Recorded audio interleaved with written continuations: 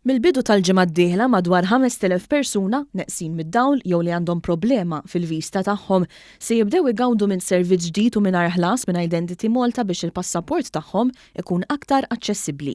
Dan permezz ta' sticker apposta li se titwaħħal mal-passaport u li permezz ta' app fuq il-mobile in-nies se jkunu jistgħu jisimgħu id-dettalji tas-sigurtà fuq il-passaport fosthom in-numru tal-passaport, id-data tal-ħruġ u tal-iskadenza.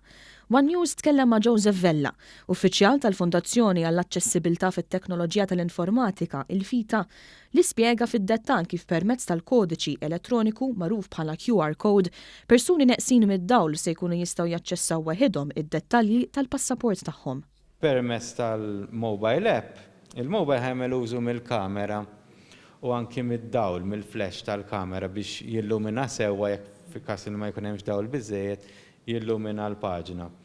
Mbagħad l-app ħadd igwidani sakemm l-sticker, il-QR code tkun fil-frame tal-kamera sewwa li tidher kollha u l-kamera meta tinduna li l-kundizzjonijiet huma sodisfatti tiġbed ir-ritratt weħedha. Spjega li wara li jittieħed ir-ritratt l-app se tikkonverti l-informazzjoni bażika fuq il-passaport f'taħdid. Passport name, Muriel Vella Jones. Date of birth, the 10th of October 1993. Passport number, 1397752. Passport expiry date, the 18th of January 2028. Michael Mikallef, persuna nieqes mid-dawl laqa din l-inizjattiva minn Identity Malta u tama illi tinfirex f'entitajiet oħra.